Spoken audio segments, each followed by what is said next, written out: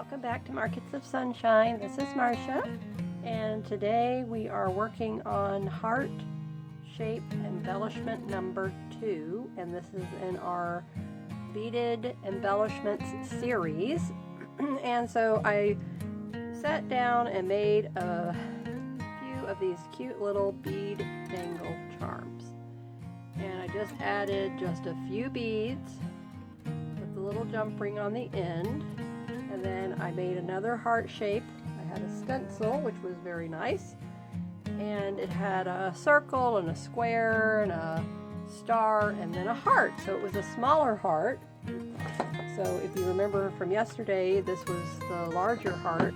So you can see the size differences. I would call this a large, this a medium, and then now I want to do a small. And I may go into a mini. So it might 3 or 4 sizes. It just depends on what how small I want to go and what I'm going to do with it. So if I can get the smaller heart. So what I'm going to do here today is we're going to attach the little jump ring right here to the center, and then I'm going to bead around the edge of this, and I want to show you how to do that and how easy it is to do that. So first I want to just show you the other bead charms that I made. Very, very cute, very, very easy to do. And this is with you see the little round eye circle on the bottom. That's the pins that I use because I like it. It holds a whatever size bead. Even if it's a small bead, you can put it on there without it falling off. So there's that one. Zoomed in so you can see these better. Okay, here's this one. Let's pick this one up again just in case I had it all out of the frame. These cute. Oh, so cute. I'm trying to get every color that I possibly can. And what I'm going to do with these also is not only will I be using them in this embellishment series with the heart shape, but I'm also going to make these for tassels and, hang on to other areas of our junk journals and embellishments and things like that.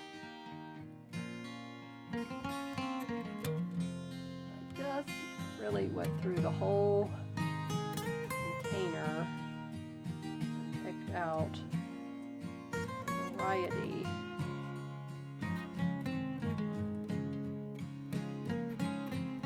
colors. So I will go back down a little bit so you can see that better. There we go. Okay. So black, silver, yellow, creamy pastel yellow. This is more of a vibrant primary color yellow. Greens, blue, blue and red, green and blue, and this one is clear and white and an iridescent blue, and then this one is clear and a earthy tone, and then the white as well. All right, so here's eyelets, which I have these because I'm going to use those in a project, not today's project, but future projects, so I just already got them going. And here's a jump ring for future projects. So I made 10 of these, and then I have this chain here, and so what I was going to do with the chain is just add some of them on, and so I probably make them in a certain series. So I'll probably cut off like 10 links of this chain, and then I can add those dangles using the little jump ring. And then at the end I would put a lobster claw clasp. I finally remembered what that was. And so just wanted to get the beads out, show you what I have. This is just a tiny portion of what I have. And so here's this particular holder, you push this little thing here on the end, and then you individually open each one, so you're not going to spill all your beads out. You know, they don't all open at once. So this all opens at once, and you could have the possibility of spilling this whole thing, and then, you know, what a disaster that would be. But if you use this type, you can only open one compartment at a time. So this has the seed beads, and this is the one that I was describing to you yesterday. I don't know, I didn't look them up yet, but this is the one I was describing to you. It's rectangular and then has the hole here. So, but I don't know what those are called. And then seed beads, and here's the iridescent, here's that oval, like a rice, creamy color. This one I used for the purple and the green heart that I showed you yesterday. And okay, so now what I want to do is colors that are going to complement this heart here. So what I'm looking at in these containers, I'm really not seeing the color that I want to use.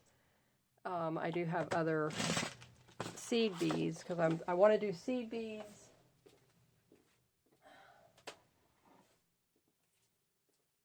And I had picked up this whole pack, I think, and it was at Michael's, I'm pretty sure.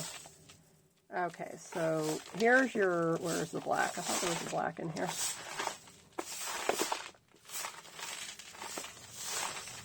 Okay, yeah, here. All right, so here's your black, your silver, your gunmetal, the two different whites. Okay, and then you just pull this down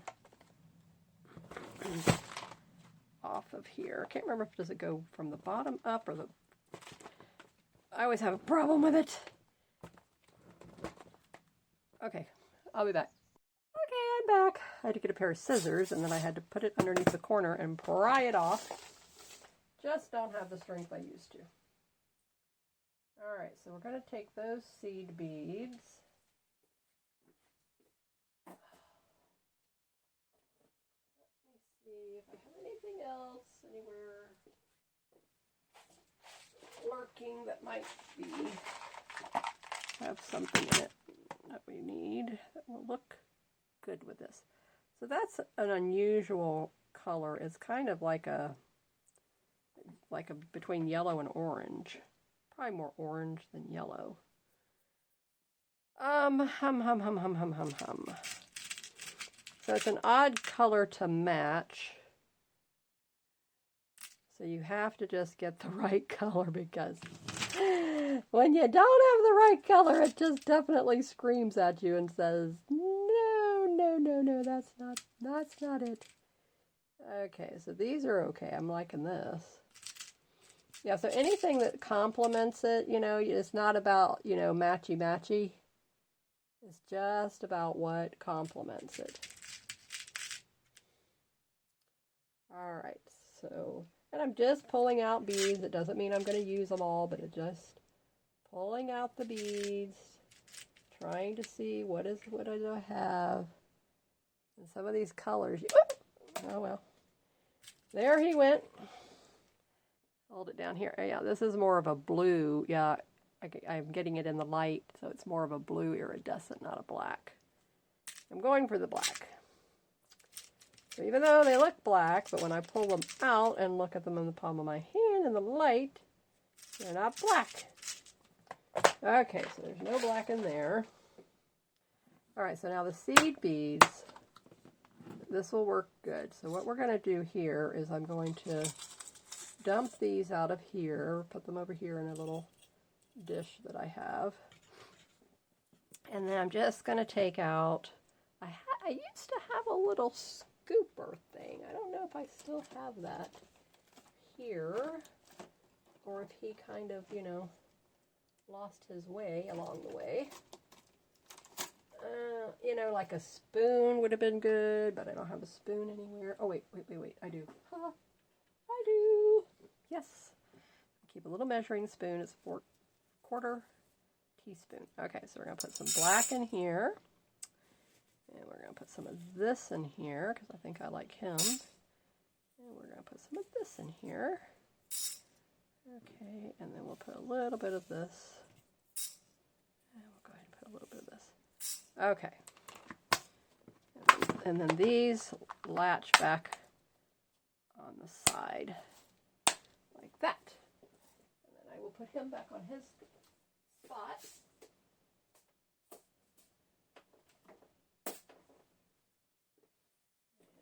Learn, if you don't put things back right away where they belong, it's going to be a problem. All right, so now we have these. Okay, this can be put out to the side because we already know he's made. And we don't need to worry about him anymore. So now what I need to do is I'm going to zoom in.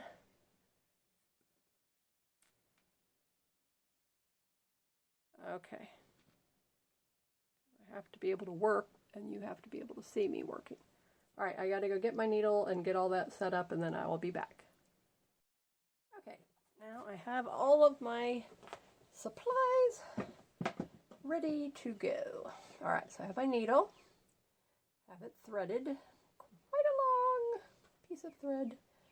All right, so if it winds up being too long, I might have to shorten it. Okay, so I just went through some of the other containers and pulled out a few more pieces that I thought I could use. These are really cute. So my daughter's friend, our mutual friend, used to go to the bead shows, and so they both have a lot of stuff. So the equivalent of, okay, well, let me think about this now. All right, so she has a lot of stuff. I won't start comparing it to what I have, because I think I have more, but okay, we're not going to worry about that. So the grooves on my desk here are actually perfect, because now I can pour the beads. These I won't do that, but I'll just pour some of these like in my hand. So I want to use the center here, and I'm going to, this will be attached at the very end. I don't want that in my way as I'm, trying to work with this. So I'm going to start here, and I'm just going to go just like I did with the other one, but you're going to see the whole process. Maybe not the whole process, but the beginnings of the process. And so the first thing we want to do is hide the knot, like I told you. So in this case, I'm only having 2 pieces of fabric here, so I just need to come in here and hide the knot. So that's the first thing.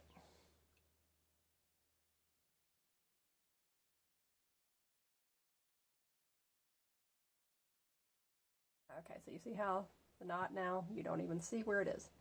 Okay, so I'm going to pick up this first bead, and I'm going to just put it right on there like that, and then just position it how I want it to be. And obviously, since we're going in this direction, and then I just go through the whole thing. What I like to do is I like to try to hold the bead tight, because I don't like a lot of space between each bead. I try to keep it as tightly compact as I can. All right, so you see, so it's not flopping around. And then I just come right back up beside it. And since this thread is so long, I've got to be careful I don't get it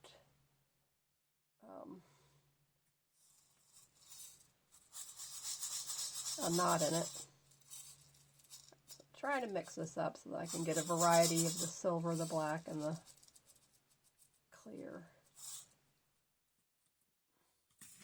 Try not to make a mess in the process. So this is how you do it. You just put your needle, and then the little bead stands right up for you and goes right on the needle. It's pretty cool. So I watched, I always get her first name. I think it's Yvette. Yvette Quayle, I believe it is. So her channel, and she's a member in our Facebook group, Junk Journal Junction. So that's where I learned the easy way to pick up the beads. I was had a little bead tool. Okay, now this is where, okay, so now see, I can't get that past the eye of the needle. So you just back it off. So when I was explaining this yesterday, I was wrong. It's not the thread. It's just, all you have to do is back it off the needle. So it's that first bead. So I'm just going to drop him. And then the rest of them go on. So this bead, he has to stay out of the mix because you don't want to put him back in when you know he's too small. All right, so now you can see how pretty this looks. Look at that. So now I have a nice little assortment. So I'm going to come here and I'm going to hold it.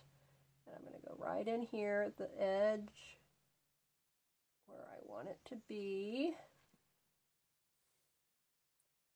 And I want it to go through the felt also. So now very slowly, very carefully, pull that back out so we don't get a knot. Okay, so there you have it. Just that easy. So basically, if you know how to sew by hand, you can do the beading with not a problem. So it's not hard at all.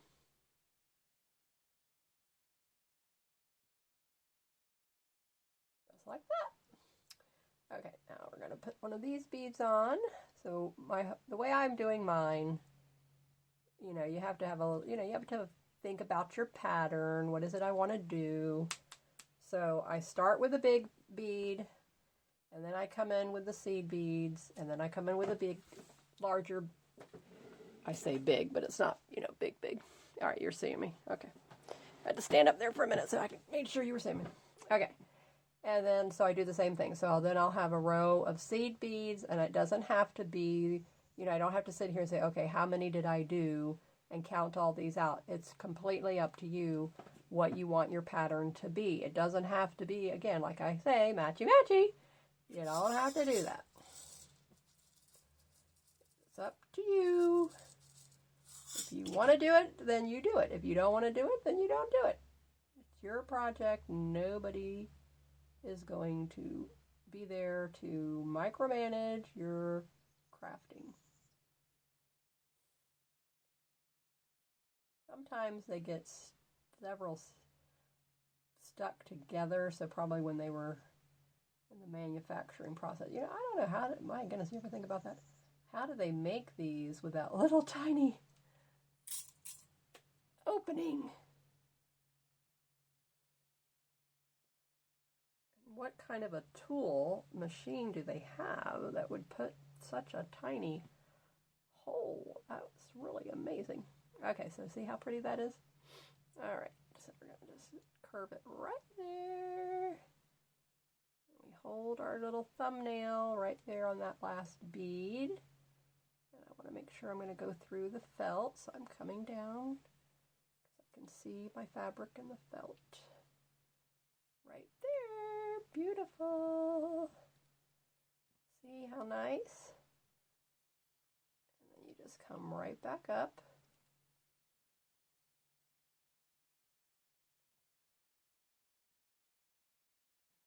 Okay. And then let me see.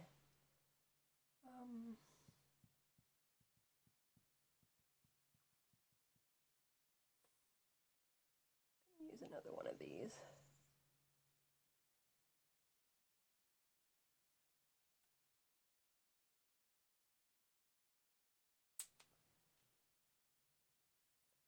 So, I think you're probably, already getting the idea. This is, like I said, this is really easy. You just have to do it once yourself, and then you're good to go. Even making the little dangles, the hardest part of the dangle making is making that little bend with the wire to make it a circle, and it doesn't always come out perfectly, but again, that's what crafting and handmade is all about, is everything is going to be unique, and it's not going to be perfect, every time. But it looks good. That's the beautiful thing about it. Nobody's going to sit there and look at the end of that and say, did she get that precisely round, you know? I mean, and if that's the kind of person, it's like, well, just run from them. That's how I feel. Nobody wants to have that kind of a person critiquing your work. They bypass the hard work you put into it and, you know, the time, if they're going to criticize you like that. So, but I have yet to find anyone that I've ever made things for and who purchased my items or gifts that I give. No one has ever criticized my work and said, you know, Marcia, those stitches weren't exactly even, or, oh, you know, Marcia, that wasn't exactly round, or, you know, Marcia, that page had a little bit of a wrinkle on it. No one has ever said that. They love it. They just, you know, thank me, rave about it. And so those are the kind of people that we love making things for. They appreciate what goes into it. So this is Heart Embellishment number 2 in our series. And I wanted to give a shout out and a thank you to my subscribers who not only take the time to be here and view, but also those who take the time to leave me a comment. So I love to give a thank you and a shout out, personalizing it. So Annette, thank you. Ellen, thank you. Linda, thank you. Christina, thank you. And Raphael, thank you so much for always taking that time and letting me know how much you enjoyed the videos and you watch the videos and you comment on things I say in the videos. So I know you're watching because you're commenting on that. So I really greatly appreciate you. And I'm so happy. Thank you to all my new subscribers. It's just a delight to see this little community growing and a delight to know that I'm inspiring you and helping you to learn how to do things different with your supplies. And what I did with this heart here, excuse me, this piece here was a longer piece of fabric. You can't tell, but I pleated it here and I pleated it here, folded it, and then I cross-stitched it to tack it down. So I cross-stitched these, cross-stitched the corners. This I didn't cross-stitch, so but that's how I attached those to there. And because I'm doing all this bead work on here now, I didn't do the blanket stitch on this one, so I just decided I wasn't going to do that. If I change my mind later on, I can come in and add that blanket stitch if I want. Okay, so you get the idea. And so now I will finish this up, and I will be back in a minute, and then you will see the final finished piece and what it looks like, and then I will also add the dangle with you on camera so that you can see how easy it is to do that. And then we'll put that in our book, and we'll move on to Heart Embellishment, Beaded Embellishment number 3. Up, up, up. Oh, I knew I would do that one of these days. Okay. See, now this is one of those things that I said that will happen to you. So what happened is I forgot to go back through from the back to the front. So all I need to do is take the needle off, take off the beads, and rethread my needle. So that's why you don't want to put you want to leave one side of the thread, you want to leave a tail so that when you make these little mistakes, you can correct it easily with no big deal. So you don't want to put the pieces together. And this is 2 strands of embroidery floss, by the way. I don't think I told you that in the very beginning. Let's see if I can pull this back through now. That little curl is giving me a hard time. Okay, so I will finish this up, and then, like I said, I'll be back to show you how to put the dangle on it, and then we will be done. And if I can find any other beads that I want to add, then I will get those out. I'll need some more of these, and then we'll put the little dangle on.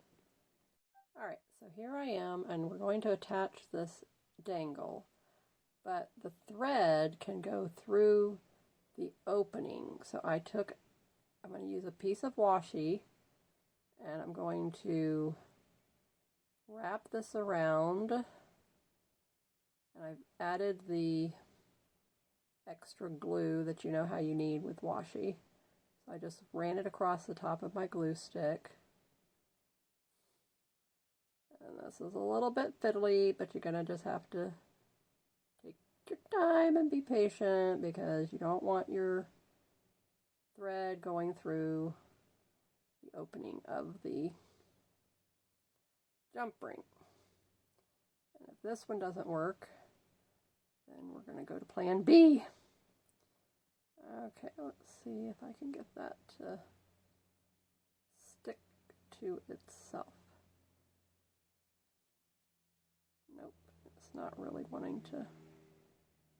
Well, it's sticking right there. Let me see if I can. Alright, let's see.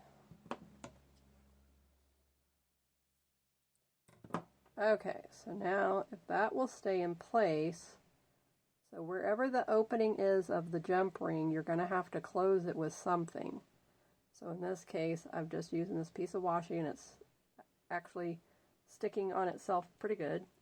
So I've just gone through the back of this with my needle and thread. Now I want to go through the eye of the jump ring.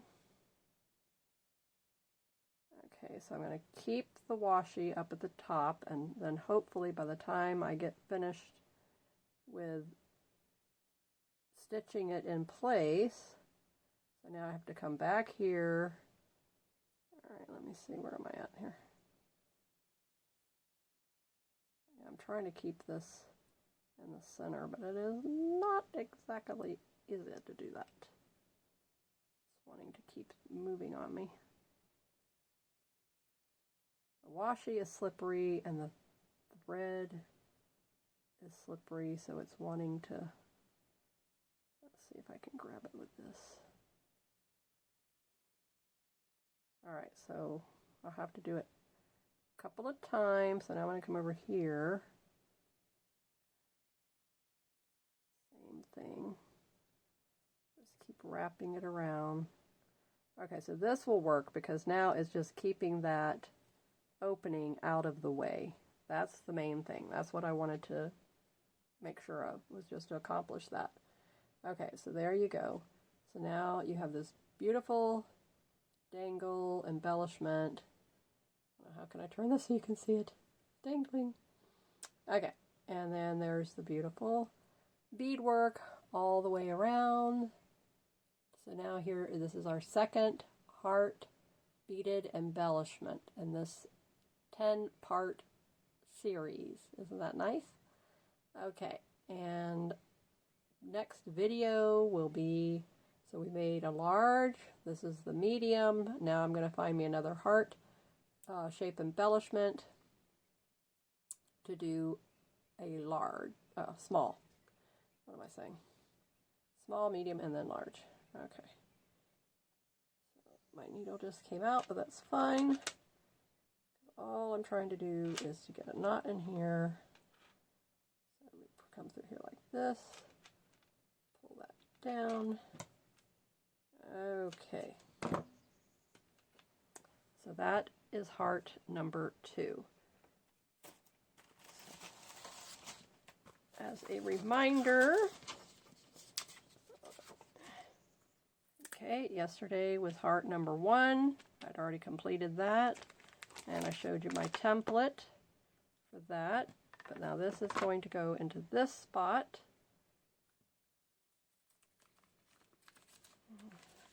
So whenever I'm working on a project that has these colors, then all I need to do is come here to my album and look and see which one and the size that I want that fits, colors that I want that matches, and then I'll have ready to go something beautiful to add to the front of a cover, pocket, and wherever I want to put this. And so the smaller one now, so large, medium, small, and then we'll do the mini, and then we'll start over again, and I'll do another large, medium, small, mini, and then that will give us 8, and then we'll do 9 and 10, and then whichever size I choose to pick out to do for that. All right, so, and then, you know, looking at this fabric would not be like my first choice of, you know, options, but this helps you to get rid of some of those uglier fabrics maybe by, you know, making them beautiful. When you add the embellishments, what a difference it makes. And, you know, putting the black on here, that contrast, and, you know, so that then that just kind of makes this all fade into the background, and you're just really looking at this, and then the pretty embellishment, and then the little dangle now, and it looks beautiful. And of course, whenever you use lace, you can't go wrong with that. And so this one is a completely different style, but it's just as beautiful. So thank you for being here with me today. Keep creating in the sunshine, and I'll see you in the next video in our beaded embellishments using a heart shape series. They're for number 3. Have a great day. Bye-bye.